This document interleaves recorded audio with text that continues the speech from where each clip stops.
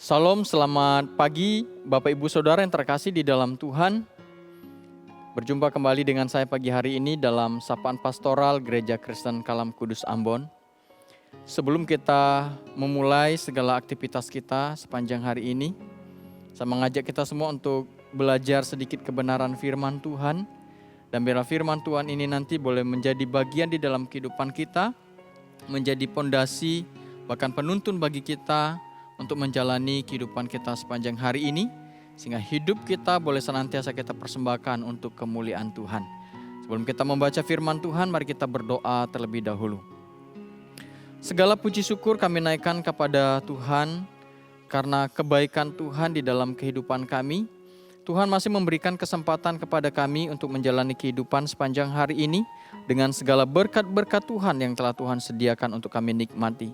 Sebelum kami memulai segala aktivitas kami sepanjang hari ini dan menikmati segala berkat Tuhan, kami mau belajar sebagian dari kebenaran firman Tuhan.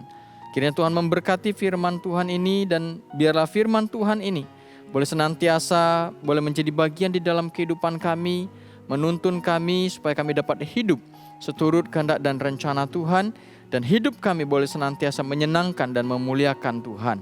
Terima kasih Tuhan, berkati pembacaan firman Tuhan dan berkati penguraian firman Tuhan, sehingga semuanya boleh senantiasa dapat menjadi berkat bagi kami semua. Dalam nama Tuhan Yesus kami berdoa. Amin. Bapak Ibu yang dikasihi oleh Tuhan, pagi hari ini saya mengajak kita semua untuk membuka Alkitab kita yang terambil dari kitab Ayub pasal 1 ayat 1 sampai 22.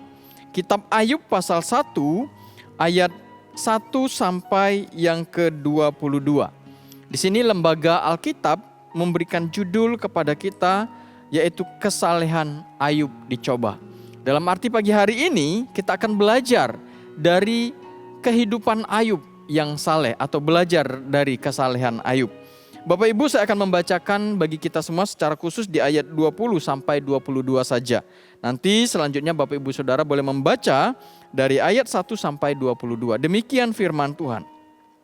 Maka berdirilah Ayub, lalu mengoyak jubahnya dan mencukur kepalanya. Kemudian sujudlah ia menyembah.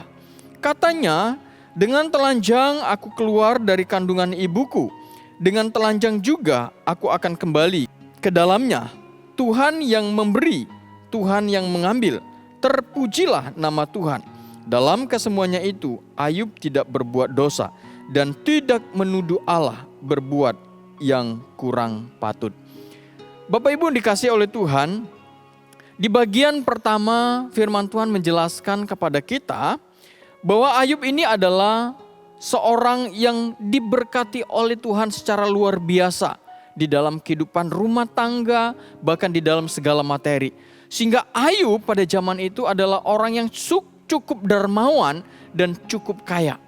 Dan Ayub juga dikenal adalah seorang yang saleh hidupnya di hadapan Tuhan.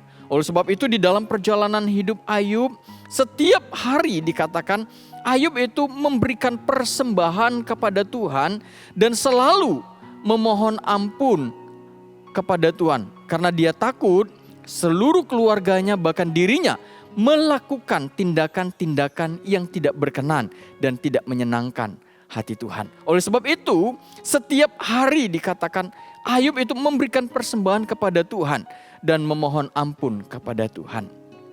Nah, Bapak Ibu dikasih oleh Tuhan, di dalam bagian firman Tuhan ini juga diceritakan ternyata ada musibah yang menimpa keluarga Ayub di dalam kehidupannya.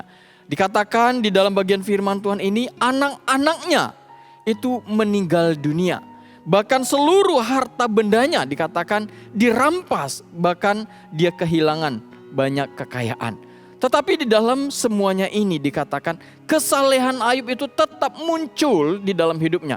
Di mana di bagian pembacaan firman Tuhan kita dikatakan Ayub menyadari, berkata kepada Tuhan bahwa dengan telanjang aku datang, maka dengan telanjang pula aku akan kembali kepada Sang Pencipta. Jadi Bapak Ibu dikasih oleh Tuhan, kesalehan Ayub itu terletak pada dia kesadaran akan bahwa segala sesuatu yang dia miliki itu adalah milik Tuhan. Maka itu di dalam perjalanan kehidupan Ayub, karena dia menyadari bahwa segala sesuatu yang dia miliki, keluarga, harta itu adalah titipan dari Tuhan, maka dia dapat memperlakukan semua itu hanya untuk kemuliaan bagi Tuhan. Dan ketika segala sesuatu itu hilang daripadanya, dia juga tetap dapat mempermuliakan Allah di dalam kehidupannya.